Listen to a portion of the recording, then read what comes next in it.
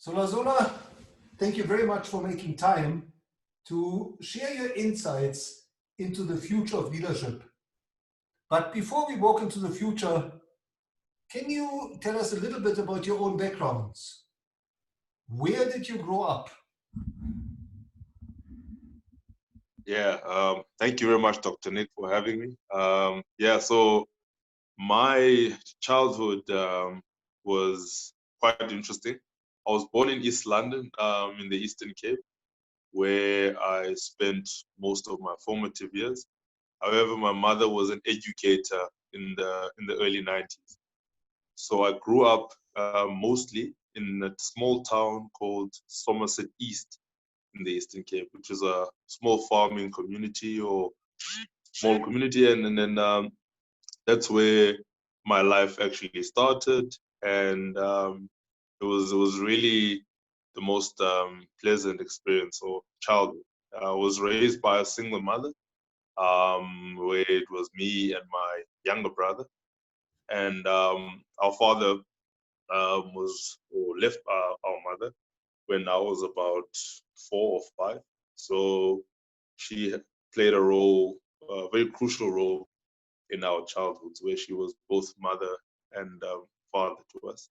But yeah, it was nice times.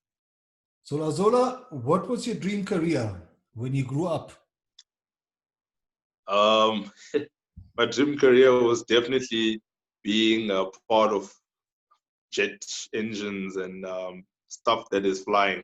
I was always fascinated with aviation from an early age. And I think my mother, when I was about in grade 6 or grade 7, she actually gave me some books to read. And I actually discovered that the field of jet engines is actually aeronautical engineering. And yeah, that's when I wanted to become an aeronautical engineer. And I was hell bent on becoming one. And tell us who inspired you in your early days? Whew. My mother. I think my mother was my single source of inspiration, simply because of her hardworking nature, her focus, her resilience, and her never give up attitude. And she's the one that actually told me that I've got immense potential. So I opted that I would want to represent her in the best way possible. And that's why I think from a very young age, I opted to be focused and try to make my mother proud. And today, Lazola, you're the head of one of the most important departments in Continental, and I believe in charge of about 50 staff members. Can you tell us what was the turning point in your career? Wow. Yeah, the turning point in my career was around 2013, when I was a trainee at Continental, where I was doing in-service training program as part of the mechanical engineering diploma at the Nelson Mandela University. And I met a guy called Andrew Singer. I want to mention his name Yeah. because he gave me a chance. My story reminds me of a story of the Mteto Nyati, the CEO of Ultron, in his book Betting on a Ducky. Yeah. Um, I was a young, ambitious trainee, and I was extremely hardworking. And Andrew gave me opportunities in the organization. He gave me projects that were challenging, and he wanted me to succeed. He pushed me to the limit. And I remember asking myself one time, why would the engineering manager want to give small projects to a trainee? I mean, he could be giving projects to engineers, but why is he opting to give me stuff? So I figured that this guy saw a lot of potential in me, and he really wanted me to be better. So from that on, from 2013 onwards, 2014, I came back to the organization after I'd finished my training program. 2015, I got appointed as a production shift manager. in 2015, July, technician, and then my career started. So he was the guy that lit the flame to where I am today. So Lazola, tell us, what is driving you today? Sure. I think today my main driving force is my family. I am a husband. I am a father.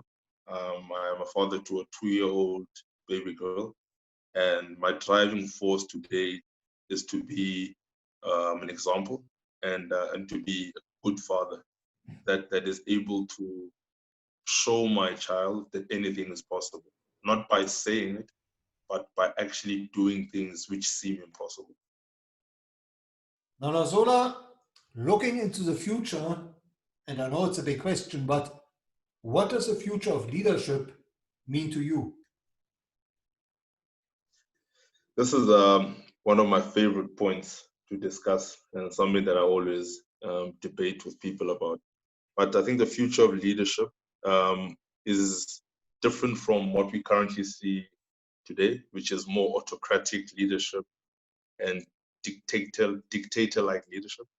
The future of leadership is based on building meaningful relationships with people and empowering people to grow. And in turn, those people become more engaged and they add more value to the organization. So it is seeing people as people that you want to engage with instead of just as human resources. So I really feel like that people-based leadership is the future. And Lazola, what have you learned from your own journey that you consider most important for building future leaders? I think more for young leaders who are going to be future leaders, it's listening. So listening is a powerful skill or lesson that I've learned. And I've learned that sometimes it's better to listen more than you speak, because if you are able to listen, you in turn become more influential because people resonate with you more because they feel that they can communicate better with you. And also listening teaches you a lot about patience, which I feel a lot of us young leaders need to learn the art of patience, that things don't happen rapidly and things take time. So in summary, I feel like the most important lesson to me in my career was being able to be a patient person that is able to listen to understand. And Lazola, what is your advice for future leaders? How should they handle social media to build their own leadership brand? So social media, Dr. Nick, is such a powerful tool, and I feel like it's mainly underrated. Future leaders should really try and use it to share ideas, to engage with like-minded people, and also build their professional networks, because it allows people to relate with you. You know, what they see in your social media should represent how you think, and in turn, you'll find that more and more people are finding you more interesting simply because of how you think, and in turn, you are sharing your ideas with a larger group of people. And Lazola, when it comes to challenges, how would you advise future leaders? What kind of challenges should they expect to encounter in their career? Yeah, this is a very deep question. Um, for me, if I can answer it for myself, which I think I represent a lot of future leaders, the biggest challenge that we will face as future leaders is ourselves and our own self-doubts. You know, that is such a paralyzing thing to have, because doubting yourself and doubting your own abilities makes you your biggest enemy, and it makes you second guess every decision that you take, and in turn it makes you extremely inefficient. So that is the biggest challenge I experienced in my own leadership journey, which I'm sure many young leaders will experience. And I can say that the only way to overcome that challenge is simply by learning to understand yourself, by spending time to meditate, learning yourself, and learning to give yourself a break. That in turn will make you more confident in being yourself. And by you being comfortable in being yourself, you'll find yourself being less doubtful of yourself. And anything that anyone says about you that is not positive, you learn to take it and not make it malicious. You tend to see it as opportunity for yourself to improve. Now, Lazola, if you were to design a curriculum for future leaders, what are some of Yes. the new skills that you would want to factor in? I think the most important skill would be data analytics or business intelligence, as they call it in today's world. But it is the ability to take information, analyze it, and to be able to make a decision, a business decision based on data. And I feel like that is one of the most important skills that a leader can learn. And then on a more leadership based, the other one is having the ability to engage and speak to people, but speak in a way that accommodates whole host of people.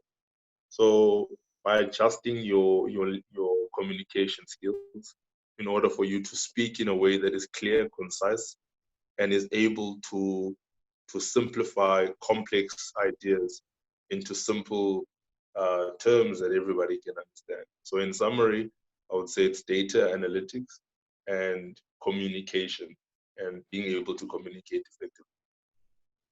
And Lazola, as a mentor to future leaders, can you maybe share a success story or two where you mentored an upcoming leader and that person took your advice to heart? Well, I don't have one person in mind.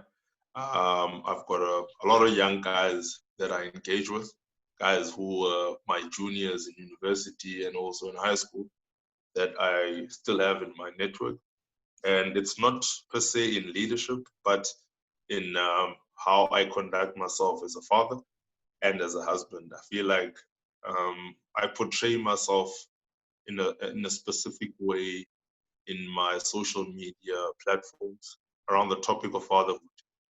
Being someone who was not raised by a father, I play extremely present role in my child's life. And I can think of two guys who I consider to be mentees who recently became fathers. One was early this year. And he came to me and said to me, look, bruh, the way that you're doing fatherhood is exactly how I want to do it. Like, I see how you're posting stories with you and your daughter and your wife. Like, I just want you to know that this is exactly what I aspire to be. And I'm going to be the best father to my young child, the same way that you are.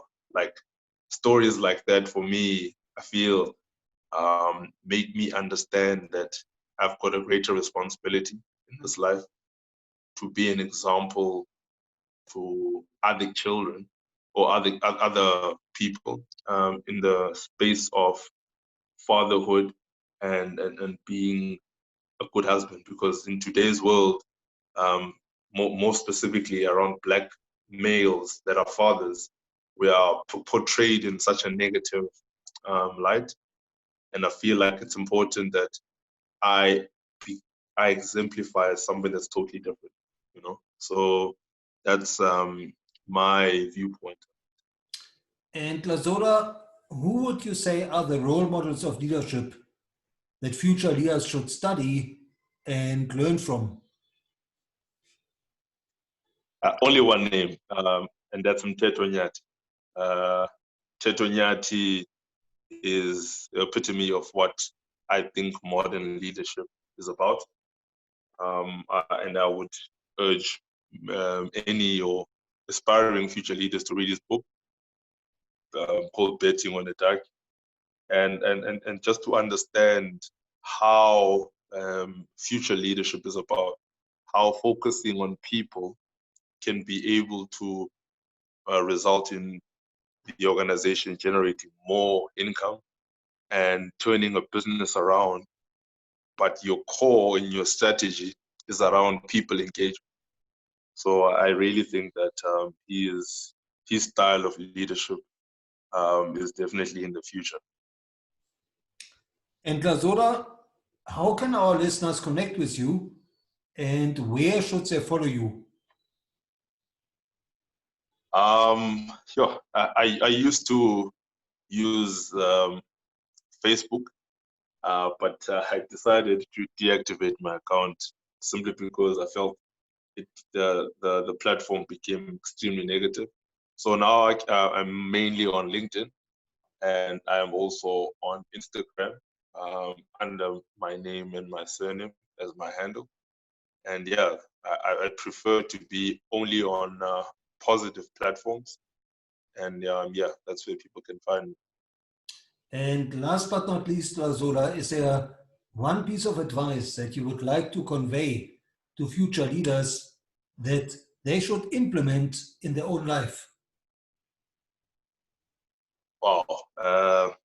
Only piece of advice is reflection. Reflection on yourself, reflection on where you want to go, reflection on where you come from, and reflecting mostly on where you are. I feel like it's my secret weapon in life.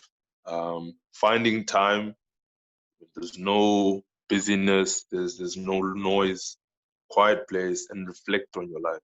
You'd find that the quiet spaces allow you to have clarity, understanding of yourself, and most importantly, where you are going. So I would say key thing, have an ability to reflect on where your life is and where your life is going. Well, Lazola, thank you so much for sharing your insights and your wisdom into the future of leadership and showing us the way by being an example. Thank you very much, Dr. Nick, for giving me an opportunity. Thank you.